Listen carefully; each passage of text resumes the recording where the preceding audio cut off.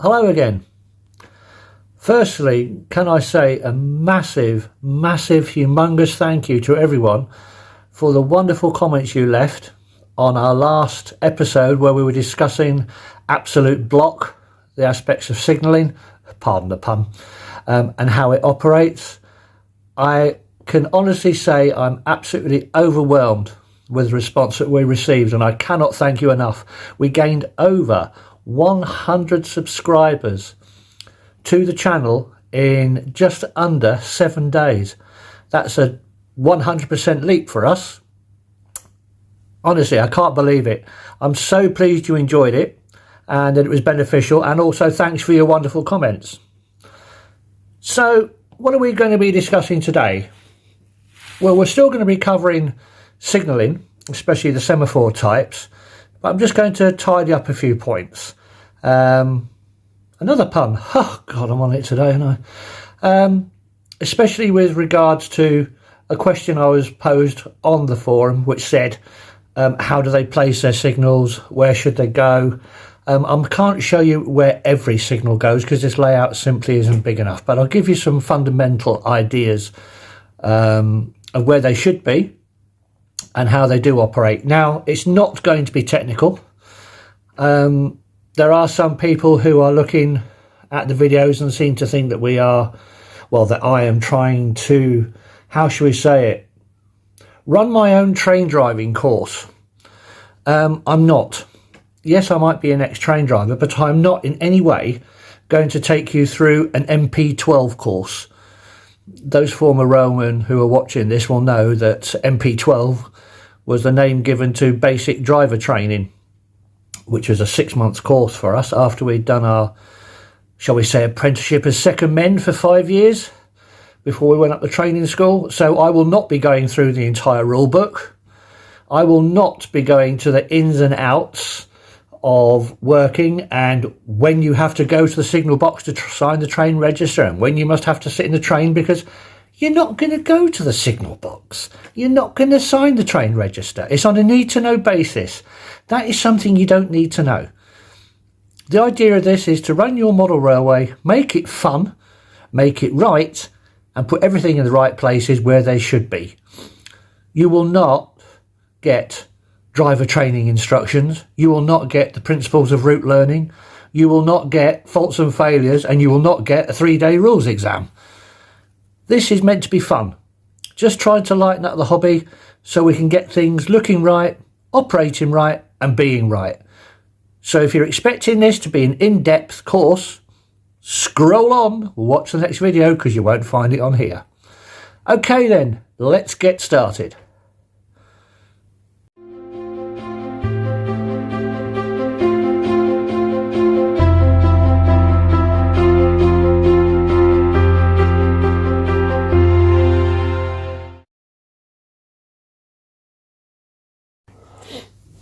Hello everyone, welcome back to another edition of Horton Model Railway. I'm going to finish off this topic of signals before it gets too out of hand and too technical. I'm glad you enjoyed the last video. It gave you a basic understanding. I'm not going to train you to be a signalman. I'm not going into the ins and outs of block regulations and signalling regulations and everything else because you don't need to know.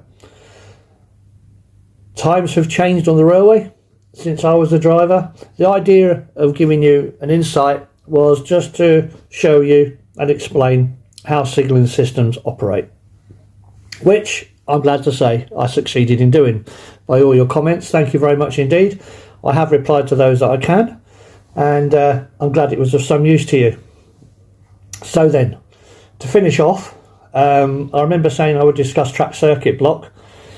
To make it short and sweet, track circuit block, if you go back to how we were saying about absolute block, how it meant one train in one section on one line at one time, that was when the signalman would operate his signals accordingly, although he didn't actually know where the train was because he couldn't physically see it. Track circuit block is that the tracks are track circuited. What that means is the line is split up into various sections, and as a train enters that specific section of line, the wheels go over insulated joints which operate an electrical relay, switch on a light which shows in the signal box on the track diagram, and the signalman can then see where the train is, and as the train proceeds, leaves one section, goes into another, the lights will move accordingly. One set goes off as another set comes on, and so it goes on. Track circuit block, that's what it is. It just shows the signalman where the train is. On a semaphore signal, it was usually designated as a track circuit block area by a white diamond. I haven't got white diamonds on these signals here, but believe me, that's what it is. The diamond indicated that the line was track circuited. There would probably be a telephone down by the signalman, so the driver did not have to get out and walk all the way to the signal box if he'd sat there for an unusual length of time. That diamond showed the driver that the signalman knew where he was, and he just had to pick up the phone and speak to him. Okay, hope that's a bit easier. I did get asked to explain where to put signals on various parts of layouts.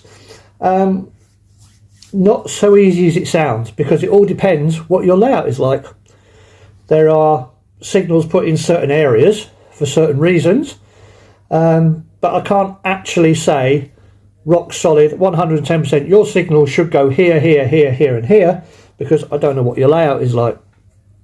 But I can hopefully explain just a bit how we've got on here. There are no distance signals on this layout, not because it doesn't need them, it's because the layout can't cope with them. It would be enormous if I put distance signals on as well. It's already at 20 foot. We are planning to put some more boards on, and it's going to be anywhere between 30 and 35 feet long when we've finished it. So if I was going to put distance signals on, I'd have to put at least another 10 foot on top of that. And as the layout is due to go out on the exhibition circuit, it's not practical, and I can't afford it, to be perfectly honest. But there we go. So then, what can we see here on the layout? Well, we can see that I have a semaphore signal, and I also have a colour light signal. That is a dummy colour light signal. The reason I've put that on there is, as I said I was probably going to do, imagine that modernisation is coming, signalling is being upgraded. They're going to be doing away with semaphores. Colour lights are going to come in, so it'll be track circuit. The posts are in, they're not operational, it's still working under semaphores, but to show the signal is not operational, there is a white cross on the colour light signal. Unfortunately the bit's come off, so it looks like a T sideways, but believe me, it should be a white cross. That shows it is not operational and the driver is not to take any notice of it. He is to obey the normal semaphore signals. So then, where do signals go? You can see the length of the layout. So this signal here is protecting this junction.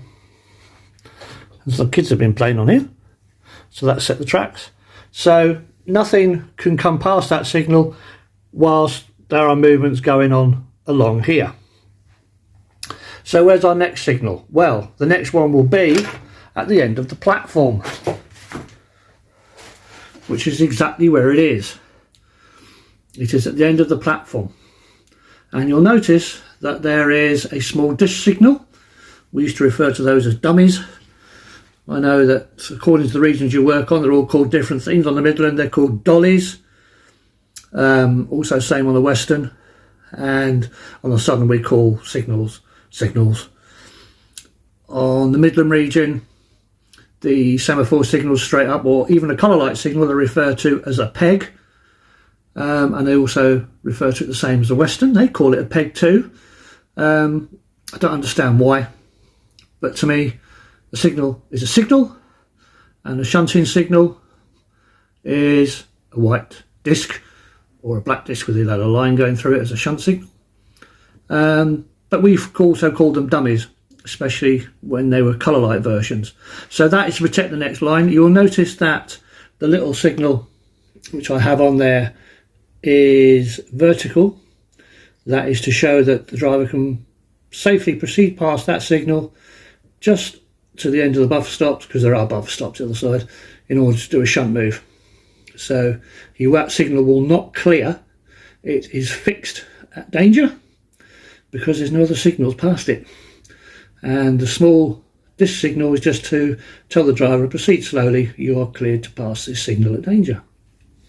So coming the other way, he would come into the station, and our next signal is there at the end of the platform. Notice there's another colour light behind him. This also has the white cross on, showing that the driver should not pay any attention to the colour light signal, but to obey the semaphore signals which are in front of him.